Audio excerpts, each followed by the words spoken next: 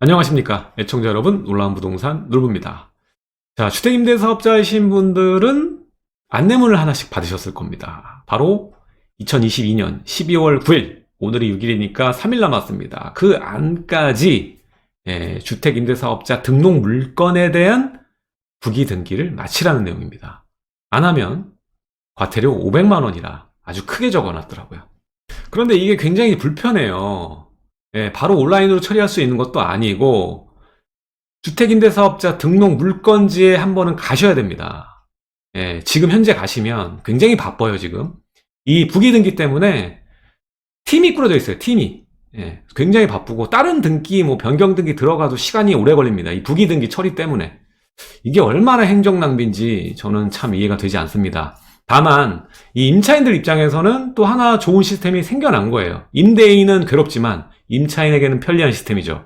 이제는 여러분들이 장기로, 지금은 이제 10년이니까 장기로 5%내 수준으로 임차 금액이 반고정되어 있는, 오랜 기간 동안 작은 인상만 있게끔 거주할 수 있는 주택을 등기만 한번 까보면 알 수 있다는 거예요.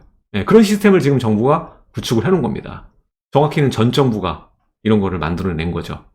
근데 굉장히 불편합니다. 임대인들 입장에서는. 그리고 과태료라뇨. 아직 미처 이 부기등기에 대해서 모르시는 분들도 있을 테니까 일단 임대인 입장, 임차인 입장 다 봐야겠죠. 어떻게 되는 건지 한번 살펴보도록 하겠습니다. 시청하시기 전에 좋아요와 구독하기 꼭 한 번씩 부탁드리겠습니다. 그럼 시작하겠습니다.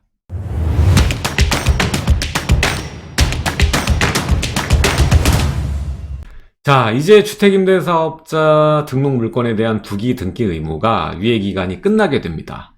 그래서 부기등기 대상은요, 모든 민간 임대주택에 해당하고요. 자, 22년 12월 9일 이전 말소 대상 주택은 제외된다. 지금 아파트가 자동 말소되고 있단 말이에요. 그래서 12월 9일 말소가 되는, 자동적으로 말소가 되는 주택은 제외된다라는 거예요. 그러니까 그게 아닌 주택들은 다 부기등기 대상이라는 겁니다. 자, 이게 이제 문제가 되는 주택들이 뭐냐면 2020년 12월 10일 이때 이전의 주택들 같은 경우에는 등록을 하셔야 돼요. 그 이후에는 강화돼서 지체 없이 이제 부기등기 신청을 해야 되는 거였었고, 그 이전 주택은 유예기간을 줬던 겁니다. 2년의 유예기간을 준 거예요. 그래서 그 유예기간이 끝납니다. 사실 이 혜택을 많이 줬던 때가 언제예요? 2018년부터 19년에 등록을 혜택 때문에 많이 했단 말이죠.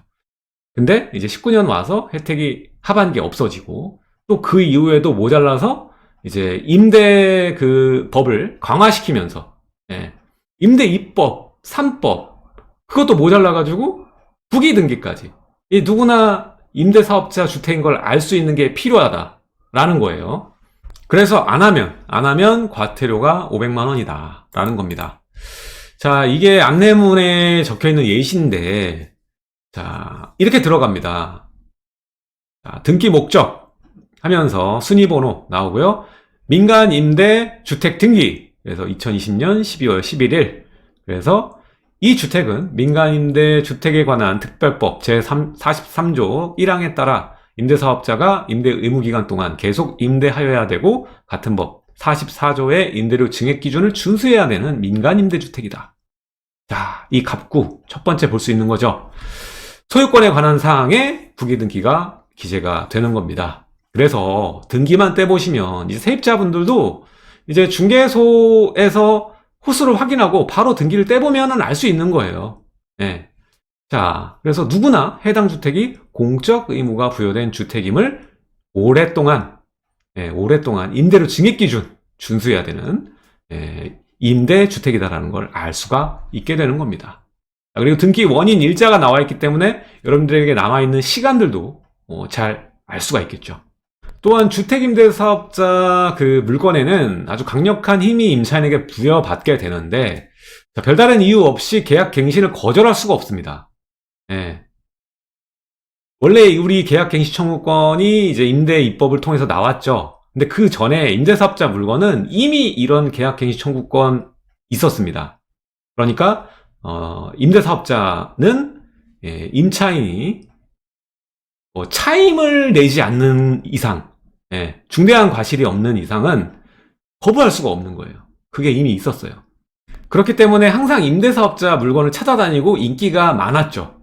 자, 이렇게 주택임대사업자 물건은 임차인에게 너무나 좋은 물건입니다. 하지만 그 너무나 좋은 물건이 나오기 위한 임대인에 대한 메리트가 전혀 없는 게 문제죠. 있던 게 없어졌죠, 정확히는. 그래서 앞으로 이런 물량, 부기등기가 되면서 임차인이 장시간 살 수 있는 주택이 공급되긴 어렵죠. 이미 아파트 등록 안 돼버리고, 그리고 다른 것들도 마찬가지입니다. 혜택이 없잖아요, 혜택이.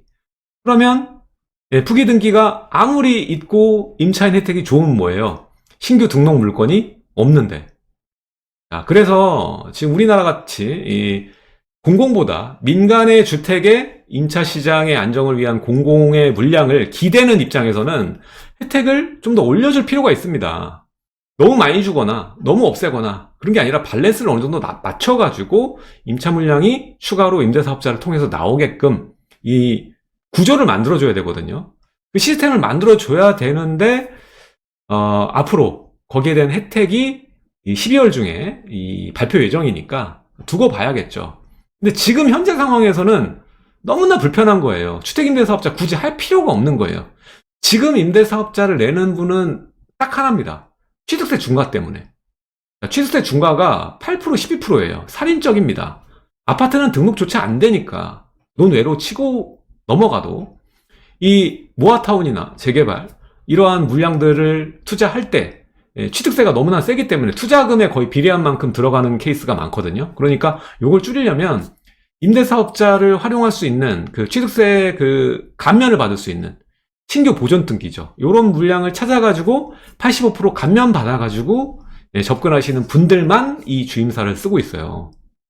그래서 그런 물건만 이 부기등기 들어가고 뭐 임차인들이 오래 살 수 있는 물건인 거죠. 자, 그리고 지금 기존에 2020년 이전에 20년 12월 이전에 그 이미 등록하셨던 분들도 이제까지 유예기간이니까 냅뒀다가 부랴부랴 나서시는 분들, 나이 있으신 분들은 너무나 불편한 거예요. 더 그 임대주택이 소재한 관할 등기소에서 신청을 해야 돼요. 온라인 신청도 가능한데 관할 등기소 한 번은 가야 돼요. 그래야지 그 이후에 온라인으로 처리를 할 수 있어요. 그러니까 이렇게 뭐 나이가 많이 드신 분들 추운 겨울에 얼마나 불편합니까? 가도 이 서류가 복잡하고 뭐 불편하니까 그 담당 직원들 막 있거든요.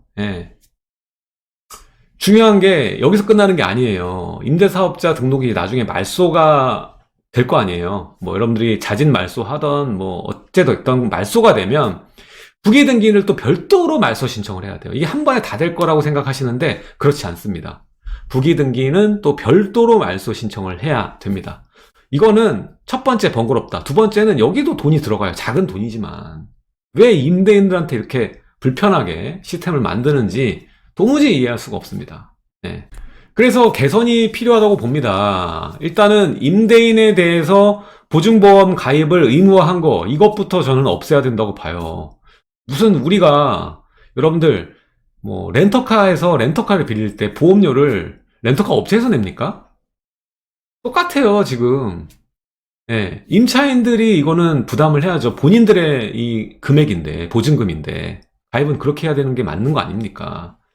그리고 이게 장기간 시세보다 낮은 임차료를 지금 유지를 하니까 여기에 대해서 이만큼의 혜택을 줘야죠. 우리 다른 것들도 그 과세할 때 오랫동안 시간이 흐르게 되면 그 금액에 대해서 인플레이션을 감안하거든요. 세금 체계가.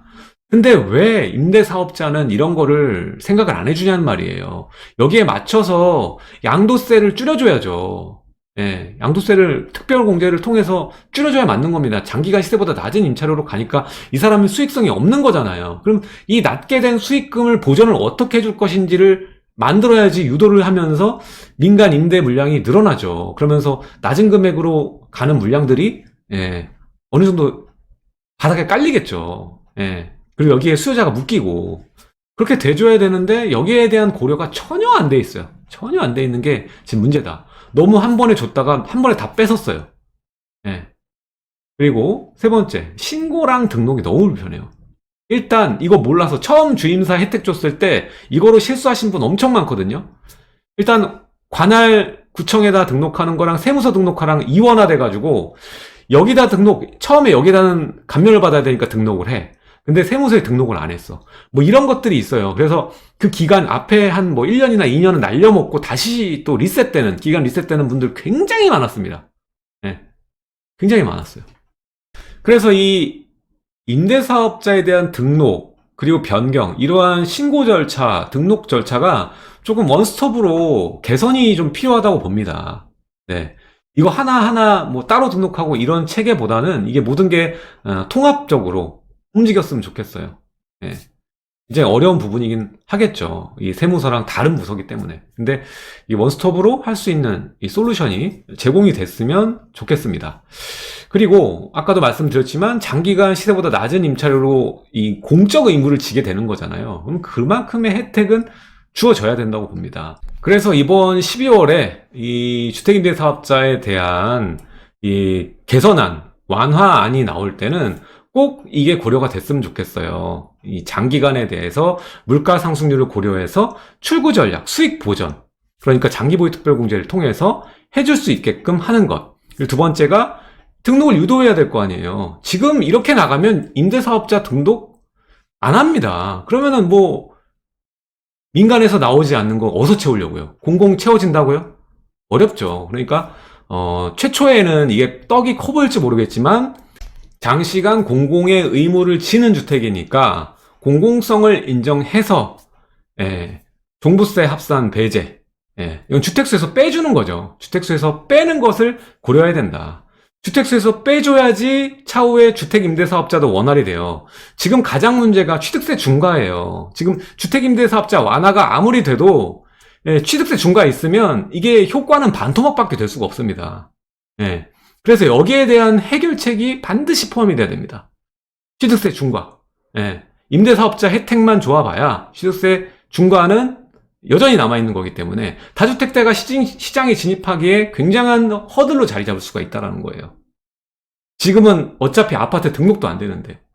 그래서 요즘에는 뭐 주택임대사업자가 나오더라도 기존의 주택임대사업자 등록된 물건이 있거나 등록할 수 있는 물건이 있는 분들은 혜택이 부활하면 날개를 달게 되겠지만 신규로 이것을 보고 접근하는 분들에게는 취득세 중과가 꼭 앞을 막을 겁니다. 그래서 그런 분들은 지금 주택으로 추가적으로 투자를 하기가 어려워요. 그래서 주택이 아닌 것, 규제가 살아있을 때는 주택이 아닌 곳으로, 그리고 투자금이 작게 들어가는 곳으로 돈이 쏠리게 되어 있습니다. 자, 오늘은 이 부기등기 관련해서 임대인, 임차인 모두가 알고 있어야 될 부분이니까 한번 이야기를 나눠봤고요. 제가 매주 수요일 강의를 하고 있습니다. 아까 말씀드렸죠. 주택임대사업자 있어도 우회할 수 있는 전략이 굉장히 좁습니다. 그래서 지금은 초기 재개발, 모아타운이나 역세권 시프트 이런 것들을 노려서 프리미엄이 없는 상태에서 취득세 중과를 피해서 접근하는 시장 논리로 접근을 해야 되고요. 그리고 주택이 아닌 것으로 시장을 바라보셔야 돼요. 주택이 아니면서 이 정비사업에 참여할 수 있는 그러한 투자처는 어딘가, 이게 중요한 거거든요. 그래서 프리미엄 없이 5년과 10년 뒤 시장을 성장할 수 있는 그런 종목이 뭔가를 빨리 찾아내는 게 지금은 가장 중요한 것이다 라고 봅니다. 자, 그래서 거기에 대해서 제가 강의를 진행하고 있고요. 자, 수요일 오후 2시 반부터 약 2시간가량 하고 있습니다. 그래서 썩은 상가, 입주권 관련해서 정비사업에 관련된 상가, 근린생활시설에 대해서 설명을 드리고 있고요. 그리고 모아타운 등과 같은 초기 재개발 시장, 우리가 주의해야 될 점과 접근하면 좋을 지역 찾아서 쏙쏙 분석을 해드리고 있습니다. 신청은 하단에 첫 번째 고정 댓글, 이렇게 남겨진 댓글 누르시면 됩니다. 이거 누르시고 신청이 가능하니까요. 지금은 이제 12월 21일 하루 남았습니다. 마지막 하루 남았으니까 많은 신청 부탁드리고요. 오늘 내용 여기까지입니다. 다음 시간에도 좋은 내용으로 여러분들 찾아뵙도록 하겠습니다. 구독하기, 좋아요 한 번씩 눌러주시면 감사드리겠습니다. 지금까지 놀비였습니다. 감사합니다.